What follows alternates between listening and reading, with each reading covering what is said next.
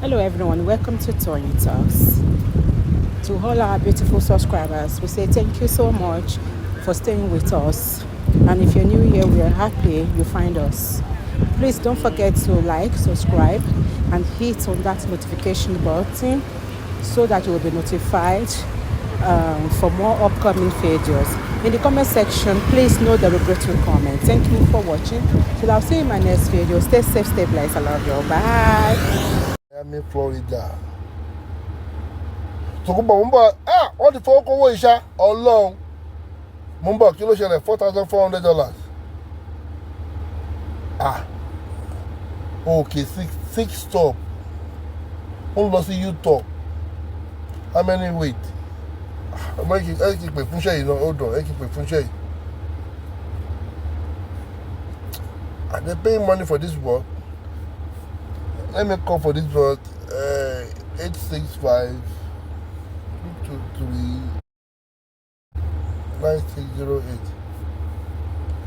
9608. Your call has been forwarded to an automatic voice message system. 8652. Be phone in my email. Because book is. Your call has been forwarded to an automatic voice message system. Really? What's in blast the phone mobile in here? Your call has been forwarded to an automatic voice message. Fuck you. I share available money on your ginger for share. On a song for share 4,000 plus. Maryland to Tennessee. That's no for share now. Tennessee. Somebody see Tennessee share. In Wednesday or Thursday. Jẹ́ kí n bèrè báwọn lè sanwó díẹ̀ mọ́ tó kún mọ́ bí báyìí ń ṣiṣẹ́ àwọn pọ̀ mo fàyè ẹ̀ pawó tó kún bọ̀ mo máa play voice ẹni tí mò ń bọ̀ wọ́n á kọ́ra yín jẹ́ fún ẹ mara yín voice ẹ mara yín jẹ́ fún ẹ. Thank you for calling Molo, the modern choice when it comes to logistics. All calls may be recorded for quality assurance purposes. In order to direct your call to a member of our team, please provide us with your MC or DOT number. To provide your MC number, please press 1. To provide your DOT number, please enter your MC number.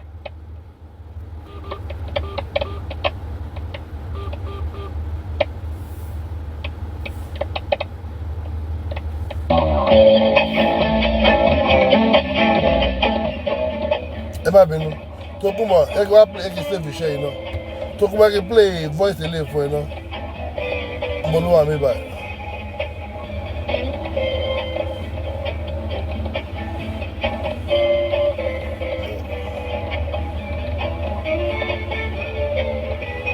Someone delete the killing.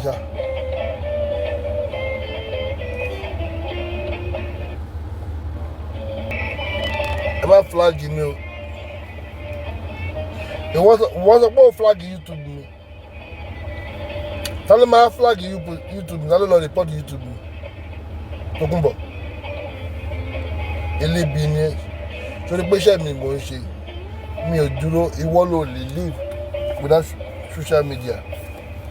Oh, they live without social media. All your life and your income depend on social media, okay?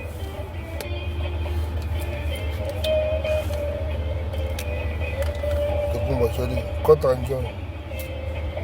The battery screwdriver. My two kini MB by. My one click the port. Koko, you remember Koko? Mo láti two screwdriver to buy. Kí wá tẹ wọnú lé, kí the screw ẹ padà. That's the only thing I need to do. But mi ò ní time. Mi ò wo someone in analysis mi ò wo wọn. Èmi ò wo show wọn. But I already kò tó ṣẹlẹ̀ lórí Facebook. Mo wo show tí Lizzie ṣe lóru. Ọlọ́run ti gbà sí mi lọ́wọ́ Lizzie. Ọlọ́run ṣe kíni? Ọlọ́run ti gbà sí mi lọ́wọ́ Lizzie. Aago méjì òru Nigerian time. Aago méjì aago mẹ́ta kí yẹn máa ṣe chat. ìyẹn ni pé ìyẹn ni kí Alhaja yẹ kí ni màá dá lóhùn kí Alhaja kí ìyẹn ni kí wá gbé màmá grandma oní grandma kí n gbé títà kí wọ́n máa ṣe analysis olórí burúkú tó kún bọ̀. Ṣé ìyàwó gidi tó lọ́kọ ńlé tó ń rókódó tó ń sóúnjẹ fọ́kọ tó ń gbóyàn sẹ́nu fún ọkọ ló máa ṣe ṣáàtì láago 3 òru ní Nàìjíríà? Ẹ dá mi lóhùn. Ṣé ìyàwó gidi tó ń rókódó ló máa ṣe ṣáàtì láago 3 òru ní Nigerian time? Ṣó make sense? Ayé Lizzie mo wo ṣáàtì lọ́nà mo wo 2 hours plus tó ṣe bọ̀ ká má parọ́ o. Ṣé mo pé mo máa sọ kíní kan pa Lizzie? Keeping it honest with you guys, èmi ò mọ̀. I keep it honest. This is what makes me different. I'm gonna be honest with you guys, and I've always said, you know, and we're going to bother me many times. Honestly speaking, I don't know how you're gonna feel about it, but I've said it many times before. One thing I knew about Lizzie, the only good thing, one thing,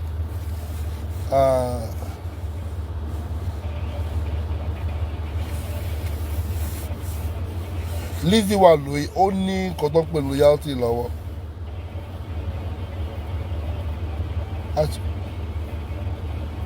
I've been saying it more than a year now.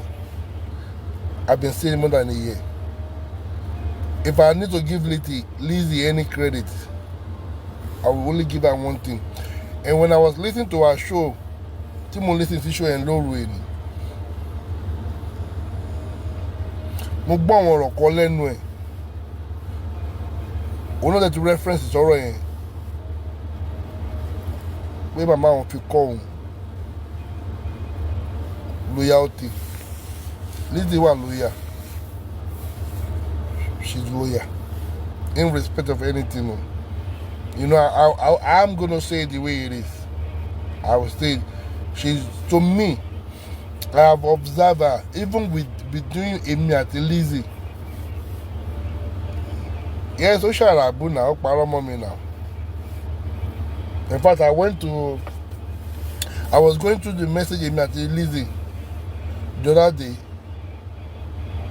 and I saw where Olórí Burúkú Lizzie sọ pé, I saw an update tó sọ pé èmi fẹ́ gba aago lọ́wọ́ òun, ìyẹn rich wash, this my brand, aago 39 million. Olórí Burúkú ni Lizzie. Mo dẹ̀ sọ pé ṣe ni Lizzie wá kan tó fẹ́ fi mú mi, kan tó máa fi enable mi kò rí. So when I was going through the message láàrin my Lizzie, mo rí where she sent aago bíi mẹ́rin sí mi. She sent about 4 different aago rich wash that she want me to help her to post online, and she was giving me their price as well. I have a lot of her pictures of her products, gold. Yeah, know where I'm coming.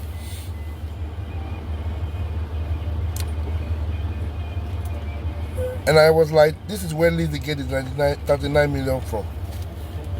Olórí Burúkú ni, I just laugh. Mo ní olóṣèlú Lizzie. Lizzie ò tẹ̀ mọ́ lọ́tọ̀ fẹ́ pamọ́ mi. Wọ́n lọ send àwọn rich wash see me with their price kí n lè bẹ́ẹ̀ post here. So how do you turn around kó wá sọ wípé èmi fẹ́ gbàgbọ́ rich wash 39 million? Kí ni bẹ́ẹ̀ fi ṣe? Kí ni bẹ́ẹ̀ fi tẹ̀? Aago 39 million kí ni bẹ́ẹ̀ fi ṣe? What am I going to do with it? Say buying 39 million naira. Do you guys think I will put it on a wristwatch? If I have 39 million naira now, because of what come in, you know, I hear me, can I go 39 million at my own age? Orienti buru. Sherry continue many of it to finish anything. Et you overdue. èyí tó yẹ kẹ́ máa fi ṣayé kọ́ lélẹ́ nìyí àwọn nǹkan tẹ́ fi ń ṣayé tẹ́lẹ̀ pẹ́ fi ń ṣayé bẹ́ẹ̀ mi ṣe ronú kọ́ nìyẹn o ìmá ní 39 million kan nísìnyí máa fi ṣe kan fọ́jọ́ ọ̀la àwọn ọmọ mi ni so that wọn ò ní lè jìyà orí ìyà tèmi jẹ wọn ò ní lè go through stress tèmi go through máa lọ fi make life àwọn ọmọ mi better fún future wọn gbogbo ètò ìka ibi ṣe ayé ọjọ́ ọ̀la ọmọ yín àtọjọ́ alẹ́ títí yín kò yé yín òun lẹ́yìn fi ń ṣe afẹ́ ẹlẹ́fi ń ṣe fọ́rí lórí social media that's not my own lifestyle Lizzie orí ẹ̀ ti burú ṣé èmi jọ ẹni tó ń wá ago náà ṣé o tẹ̀ rágo lọ́wọ́ mi ṣé o rágo lọ́wọ́ mi ṣé o rágo lọ́wọ́ mi even àwọn ago tí mo rà àti mo kọ́kọ́ wọ Amẹ́ríkà àwọn designer ago tí mo rà àwọn designer ago tí mo kọ́kọ́ rà pé mo wọ Amẹ́ríkà o maybe be 4 of them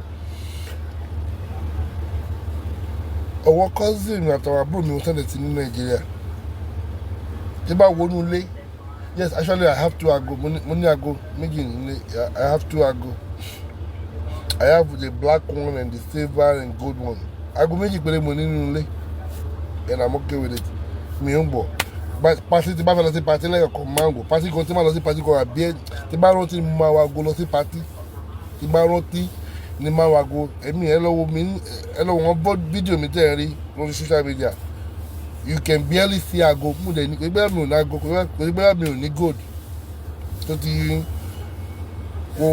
kò mọ́ra alẹ́ àná nísìnyí mọ́tò ẹ̀gbọ́n mi break down lánàá around 11 o'clock wọ́n ní kọ́lá jọ kí wọ́n lọ help wọn mo pe Margarito ṣe onípàtì Margarito ní onípàtì ẹ̀rọ fún mi a lọ ìkọ́bá gómìnà òru la wọlé aṣọ tí mo wọ̀ ni mo fi ń bọ́ sábẹ́ mọ́tò bó mi ṣe ẹ̀gbọ́n mi tó wọṣọ gan aṣọ tó àwọn wọ̀ nígbà àwọn náà wọ́n lè wọṣọ jáde mọ́ ọ̀nà tó daṣọ mẹkáníìkì ni ẹ̀gbọ́n mi ni that's lifestyle lémi mo lè wọ léèsì kí n wọ mo kí ẹni ewu tí mo fi ra léèsì yẹn tíṣẹ́ bá ká mi mọ́bì kan aṣọ yẹn máa lọ fi ṣiṣẹ́ tí mọ́tò bá bàjẹ́ ọ̀rọ̀ bóyá mo wọ léèsì àbí mo wọ aṣọ kan olórí aṣọ mi kan pé yẹ kí n bó aṣọ yìí káṣọ yìí má lọ tì wàhálà báṣọ yẹn ṣe rí mo ṣe máa fi ṣiṣẹ́ mẹkáníìkì máa fi gbóra mọ́lẹ̀ tó kàn mí ní bá fọ tó bá mọ́ fáìn bí ó mọ̀ wàhálà àti ènìyàn kò sẹ́ni tó ń wò mí èmi ò ń ṣèkàn láti impress anybody wàhálà ẹ̀ èmi máa ń ṣèkàn pé kí n wọ aṣọ kí n wọ kọ́ sẹ́ra mi kí inú mi dùn pé mo wọ kíní yìí o mo dẹ̀ fáìn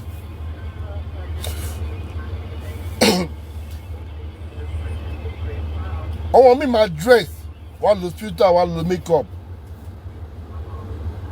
ní omi kò máa fáìn lójú mi àwọn pípé yóò ní gbé fóònù ní omi ẹlòmíì ṣe gbogbo kíní yẹn to present themselves to the world so that people work and see them how they want to be look. Tolani, welcome on board.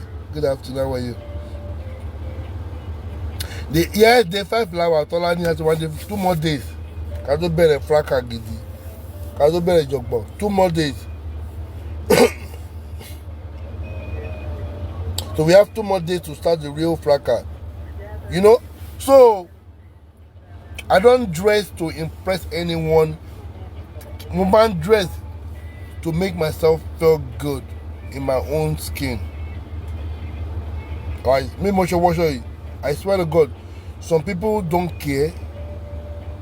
Some people, man, like alakista lomode. You know, people will say anything about Ashotimo Wai. It does not bother me. Ashotimo Wai,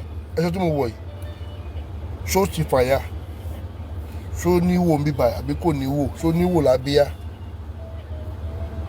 as long tí mi ò bá ti feel pé okay mi ò wà as long tí mi fúnra mi ò bá ti feel pé mi ò wà okay then what anybody feel does not bother me. I'm not gonna do it to impress you. I only wear it or do things to make myself feel comfortable in my own skin. As long as I feel comfortable in my own skin, then forget it. Yorùbá máa sọ pé wọ́n ní ẹni tí èèyàn bá ń fẹ́ ẹni tí èèyàn bá ń fẹ́ kò ní àìsàn lára. When you love somebody, you don't see bad in what they have on or what they do. It's only when you don't love such people and you start to figure out wèrè lọ́mọdé yìí orí ìgbàlẹ̀ o. Olórí burúkú tó kún bọ̀ mo rántí back in March pàtàkì kó tó ti pé I make a peace abẹ́rẹ́ ti make a peace ni. Ṣèbó olórí burúkú ló sọ pé that guy bọ̀bọ̀ DKY ó wá some gan o. Ṣòkòtò ló jábọ́ ní délé bóyá fa ṣòkòtò sókè obìnrin.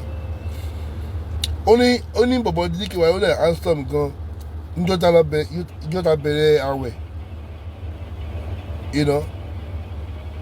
torí pé ó fẹ́ràn mi gbà yẹn nìyẹn. Ní ìtajà èmi mo ugly lójú ẹ̀. Meanwhile olórí burúkú ara tẹ̀ kánípọ̀ ń wo mirror ni á rí bó ṣe ugly sí. Ó máa rí. So tọ́lá ní gbọ́ wọ́n náà kan ń búra wọn lórí Facebook ń gbọ́ wọ́n náà kan. So mo wo show Lizzie tí mo wo show Lizzie. I saw the Lizzie show last night around 3 a.m. tó ń ṣe show. I saw the show and she make reference to some of things. She speaks some other issues. Òun àti brother àbọ̀ rẹ̀ tó ń bára wọn pọ̀. I don't watch him. I don't know whatever he's doing. I'm not involved. It's not yet time for me to be involved or to see what's going on. So I don't know what's going on. But I saw Lizzie shout last night. I mean Lodo ini, and I will continue to say it, that the loyalty that I believe she has.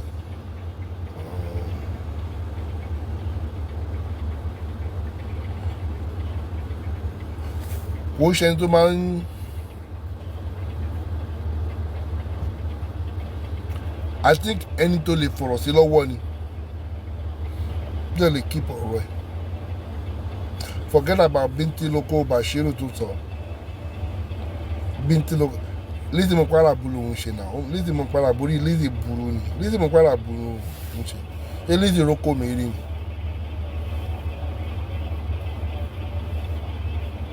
Lizzie roko mi rí náà. Mi ìkọnu sí Lizzie rí náà.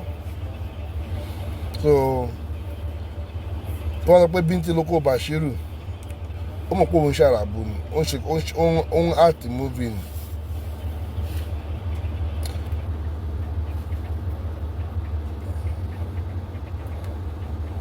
But I noticed that she's someone you can talk to and she will keep that secret. She will keep it. Mo notice it. And the reason why I notice because gbogbo tó ti ń ṣe show ó náà ọ̀rọ̀ kan tó máa ń sọ ó náà ọ̀rọ̀ kan tí mo yẹ expect kó sọ not particularly about me but about some other people tí mo mọ̀ few things about them, and she never spoke about it.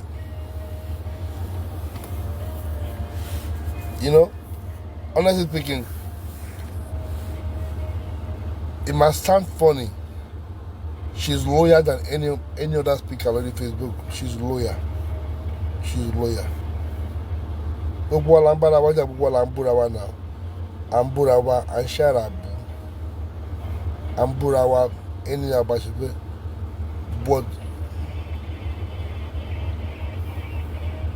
I mean mi mọ bí gbogbo wa ṣe rí definition of loyalty or the definition of loyal. But she's someone that can keep a secret. Maybe that's what I need to say, not loyal. She knows how to keep a secret. She can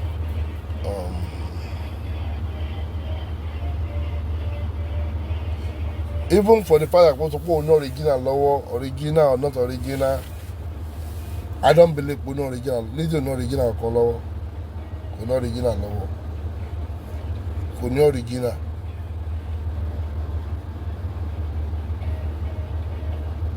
Èmi kàn kó ọmọ padà ya wèrè sórí Facebook. Ètò tó ń bá lọ yìí ó máa ya wèrè. Ó máa ya wèrè. Ó make statement kan nínú show tó ṣe ní òru. N kò rẹ́rìn. Ó ní ọ̀rẹ́ tó ń bá jà ìyẹn bọ̀dá ẹ̀. Ó ní kò lè sọ̀rọ̀ tóun. Ṣẹ́rí èmi máa ń try láti pay attention to my show. And as some of you, I believe you do pay attention to me when you are watching or listening to me. There are some things that you pay attention to. Detail. Mo ti sọ fún yín kan tí Lizzie wá ṣe lórí social media. Mo ti sọ fún yín kan tí wá ṣe. And she believes she have arrived. She's there. Odubela, what do you mean? New name of today, mi ò mọ̀. Bọ̀mọ̀ kan pé kí ni Adonimawo bẹ̀ àbí Adonimawo ẹ̀yìn mo mọ̀. It's a new name tí mo gbọ́ tó ń lọ. Mo ṣàkọ́ ń gbọ́ orúkọ ẹni tó ń lọ lórí social media. Something like Adonimawo bẹ̀ or Adonimawo ẹ̀yìn. Tolani, have you heard such name? I mean, that is the name I saw going on social media. Adonimawo ẹ̀yìn, something of that nature. Me, my don't we know, it's better as a Facebook person than a business woman. She need to create page and better be a better blogger. Maybe that's what good up. Yeah. Kill Motor Salon were interrupted in anything. Okay. I wonder if before I want to hear with any 21 minutes on the phone. Social information available.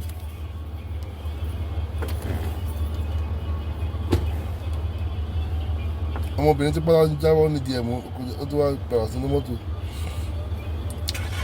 Nǹkan tí mo sọ ni pé ó make statement kan ní òru èní. Iṣẹ́ yẹn ti lọ, yẹ kí n rán nǹkan fún ọ. Iṣẹ́ yẹn ti lọ, ẹnìkan ti book iṣẹ́ yẹn. Ó ní pé bọ̀dá òun ò lè.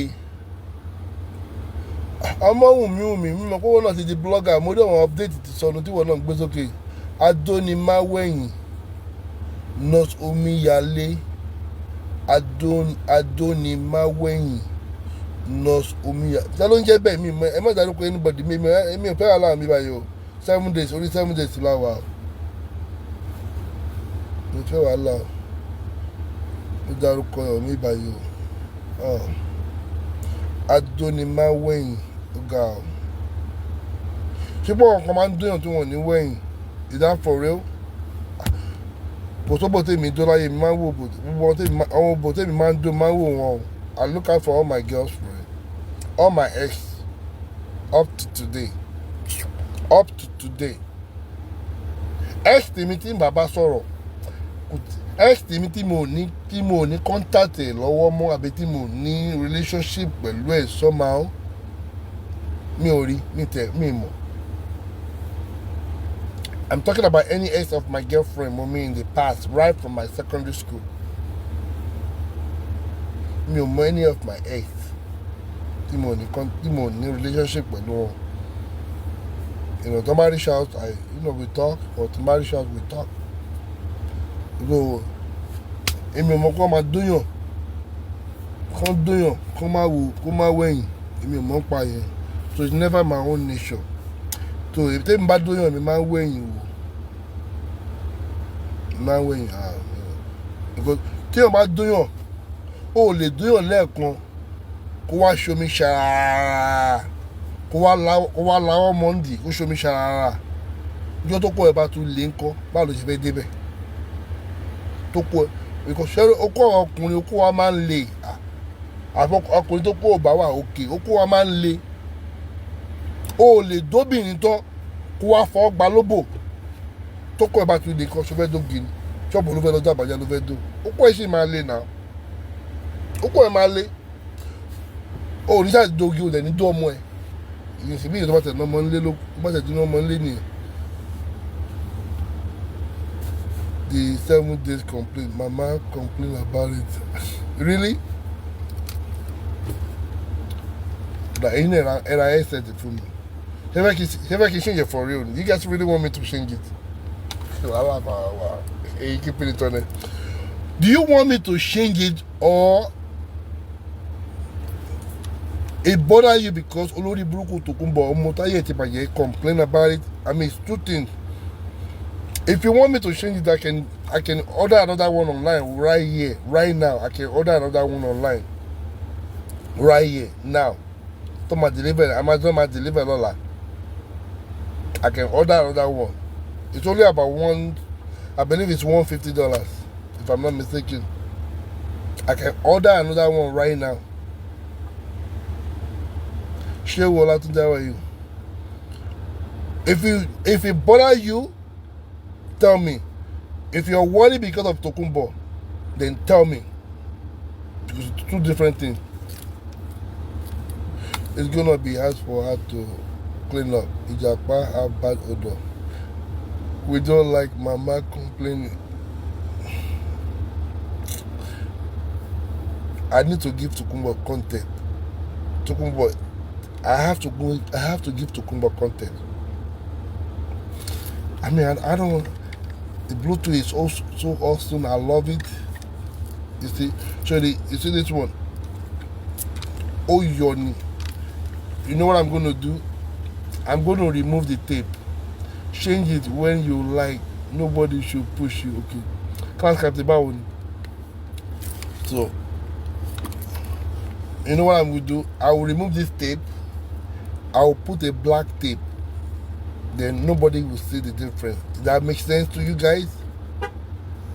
Bluetooth not Motilo Bluetooth God, make you no lie. Motilo Bluetooth you. Gbogbo ebi ba got DJ. Class captain wa to basket show apa. How body. Hope you know the cause trouble. Àwọn mo lo Bluetooth. Ẹ wo mo ti lo ayé ẹ pa. Mo ti bá gbọ́ mo ti lo ele náà pé use ẹ to crop ẹ mo ti lo ẹ wò mo ti lo ayé ẹ pa. You know why? Because I have been using so much. Hold on. Yeah, can you Bluetooth call me by now? Yeah, I got Bluetooth. This is another Bluetooth. This is a Bluetooth over here. It don't calling. I have Bluetooth here.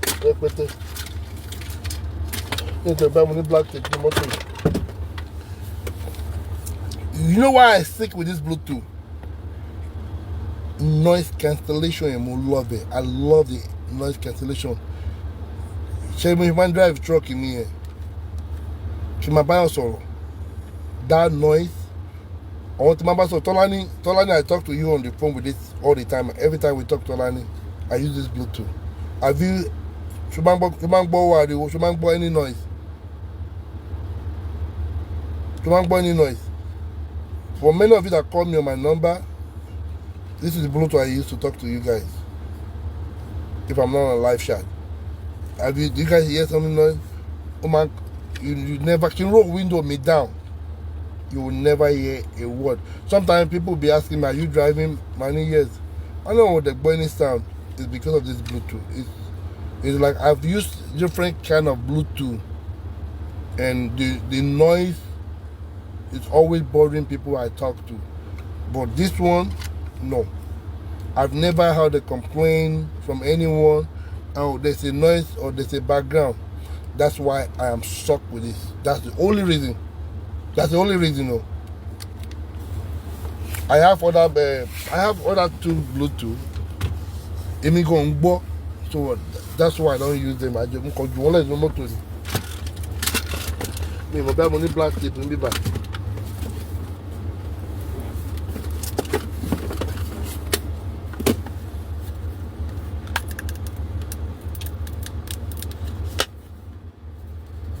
What is this?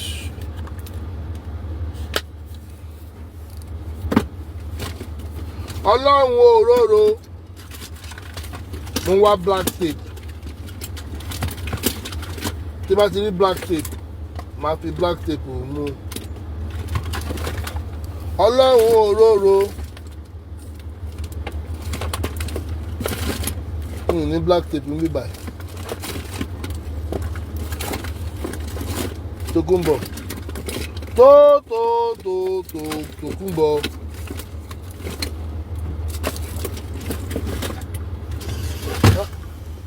bí báyìí dọ̀tí mẹ́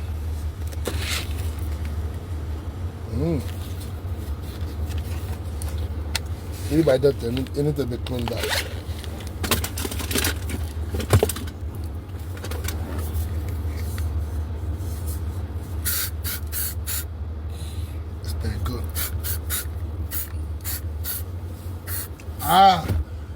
On your own stink. I can feel body fresh so that I don't stink. I smell good.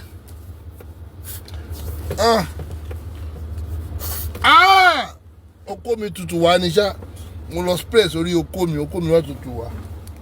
Yeah. On your own. Yeah, spray. I begin to spray sí furo di mi ni. I can spray sí furo di mi no. Tókunbọ̀ ìyá wa ládì mi àṣàbí wa ládì mi o Tókunbọ̀ mo ti spray sí fúrọ̀ dì mí ìyá wa ládì mi mo ti lo body spray sí fúrọ̀ dì mí Tókunbọ̀ kò ní da fún ìyá ẹ tó bá ládì mi o torí ọ̀bùn tó máa ń pè mí yẹn mo ti spray dì mí nìsín ayé ìyá ò ní ìyá tó bá ládì mi. Black tape mo wá mi ò ní black tape ní mọ́tò ìjà rẹ̀ kò ní da fún bóyè kẹ́ nínú kòtò tó bá wá lá black ass mi Tókunbọ̀ I want you to come and lick my black ass Tókunbọ̀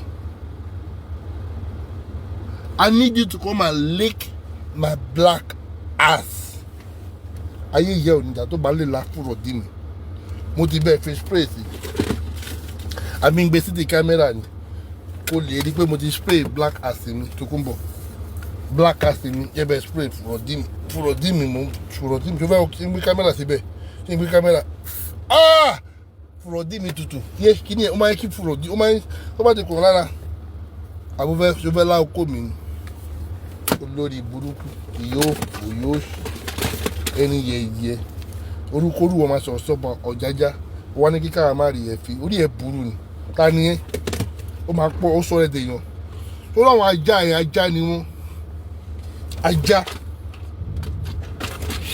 they are nobody they are just an attention seeker. You think I have my time? You think I will give them my own precious time? Do you think I will give them my own time? Someone ajá wọn lórun ebi gbé mi dé àwọn monetization attention seeker èwọn lè bi kọ́lá òní ọ̀tá òní ṣoríire ọ̀tá ẹ̀ máa ṣe ìpè náà ń ṣe analysis lèmi ṣe mí báyìí náà analysis what we do here is to analyze. We break it down for you guys. We call you out.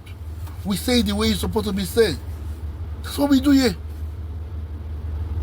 Mono fire baoni. You know? And you are supposed to Emma Mashekbi. Hey! Emi wa jeridi. Emi gẹ́sẹ̀ pé bá lẹ́rù. Emi tó pẹ́ láti kékeré. Wọ́n fọ́ ekparun ekpe gbọnrin agbọnrin mama gbọnrin elese wẹ́n mo fọ ekpe níjẹ̀bú máa ekpe níjẹ̀bú máa ekpe níjẹ̀bú máa wọ́n máa fi sanra kò yẹ ekpe Ìjẹ̀bú àdúrà ni àti kékeré mo ti mọ̀ pé tíjẹ̀bú bá ń ṣépè tó máa ṣépè fún ẹ àdúrà ni so I will be scared pé nǹkan ń ṣépè fún mi. ẹ ló bá yẹ Ibrahim Adéwálé ẹ lọ bèèrè lọ́wọ́ àwọn confam Ìjẹ̀bú ṣépè náà bọ́ èpè Ìjẹ̀bú àdúrà ni àti kékeré mo ti máa ń gbọ́rọ̀ yẹn dájú mi bá ń sọ kí ní kan wá sí a ní èpè Ìjẹ̀bú àdúrà ni ẹ ọmọdé ẹ máa yẹ ìyá yín ẹ máa yẹ báwẹ wọ́n máa ṣoríire ẹ máa ṣoríire oúnjẹ bẹ́ẹ̀ èpè Ìjẹ̀bú àdúrà ni mo máa ń gbé pé tí mi máa ń gbé pé máa ń gbé èpè bó ṣe ń wo etí ọ̀tún bẹ́ẹ̀ ló ń bo tó sì jáde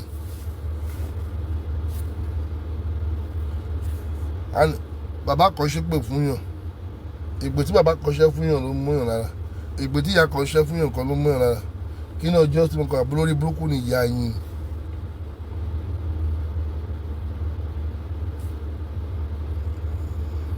bàbá wọn ló ṣépè fún yín ta ni wọ́n ṣépè fún ta lè pè mọ́ ta ni wọ́n ṣépè fún yàn ta ni èpè mú àwọn tó wá sọ pé àwọn ṣépè fún wọn tá mi látijọ́ yìí níbo náà wà látijọ́ yìí gbogbo wọn gbogbo wọn tí wọ́n sọ pé àwọn ṣépè fún DKY níbo náà wà lẹ́nu àìsàn wọn ló ti kúrò lára wọn àìsàn wọn ló ti kúrò ní gbogbo wọn tó sọ pé àwọn ṣépè tàlàyé fẹ́nu wọn tàlàyé gbàgbé nu wọn ta ló ní dààmú lójoojúmọ́ àwọn tí mi ò dààmú láàmú bí àwọn tí olólùfẹ́ mi wọn dán mí lẹ́nu wàhálà àbí cruise kọ́là ń cruise ni ṣé fàájì kọ́là ń ṣe ni you know how long I've been in this parking lot ẹ kìtì lọ rí doctor ẹ kìtì lọ rí kí lọ time ṣì wà nà mo ṣì ní time do you understand what I mean? ta ló ń sáré kiri ta ló ń wá fans ta ló ń wá viewers ta ló ń wá attention ta ló ń dààmú èpè Ìjẹ̀bú nàdúrà yes èpè Ìjẹ̀bú abẹ́pọ̀ Ìjẹ̀bú sẹ́ni mo tún sọ tó bá ń wá relevant tó ń wá attention ló máa kí Facebook ju ẹ lójú èmi ń ṣe fàájì ni o èmi ń ṣe fàájì ni o so Lizzie sọ̀rọ̀ ní àná ó ní pé ó ní ọ̀rẹ́ òun kò mọ̀ ọ̀rọ̀ sọ tóun ìyẹn wọ̀dá wọn lọ́hùn ìyá olúwa ṣeun fún mi ṣó wà ọmọ mi ń kọ́ bẹ̀ you know ó ní ọ̀rẹ́ òun ò mọ̀ ọ̀rọ̀ sọ tóun ìyẹn Lizzie ló sọ bẹ́ẹ̀ o mo wá rẹ́rìn mo ní DKY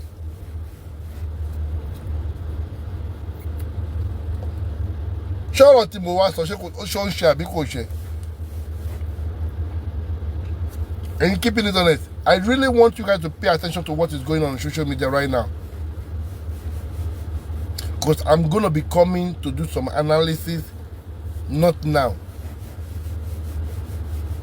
I'm gonna be talking about everything that is going on social media not now gbogbo yín rántí pé mo ń sọ̀rọ̀ kan tí mo dẹ̀ máa ń tẹnu mọ́ mo ní Lizzie fẹ́ wá dominate orí social media mọ́ wa lọ́wọ́ ni ó dẹ̀ máa ń sọ̀rọ̀ yẹn fún gbàtí èmi àti Lizzie tàjọ wà together ó máa ń sọ̀rọ̀ yẹn èwo ni jam question sọnù tí bàbá yìí ń béèrè jam question 3 who is mi ò jẹ fake transfer mi ò ṣe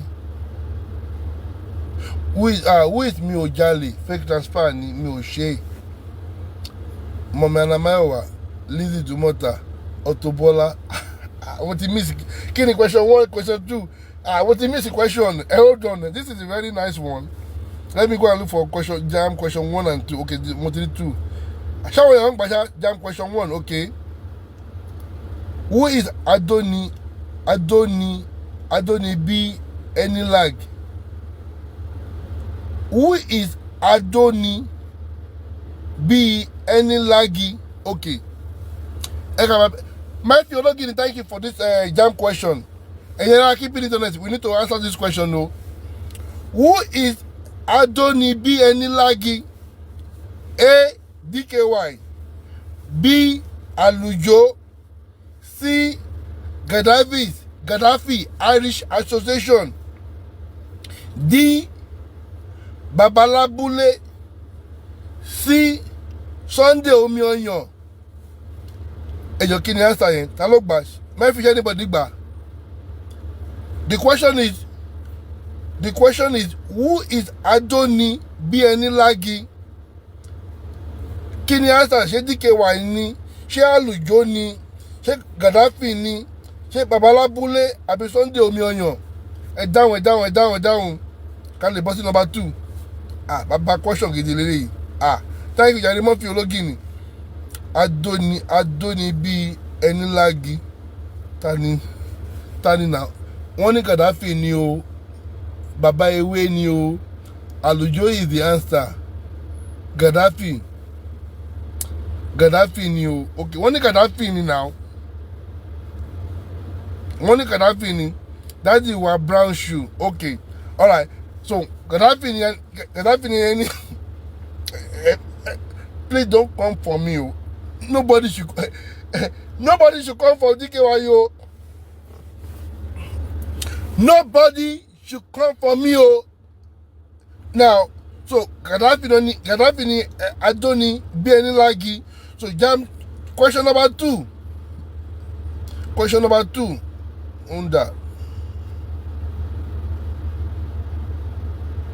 Question number 2 down to the long. My love Moro. I mean, question number 3. I'm going to reply, but this is a list. This list is not complete. Okay, that's question number 1. Question number 2. Class Captain Musi.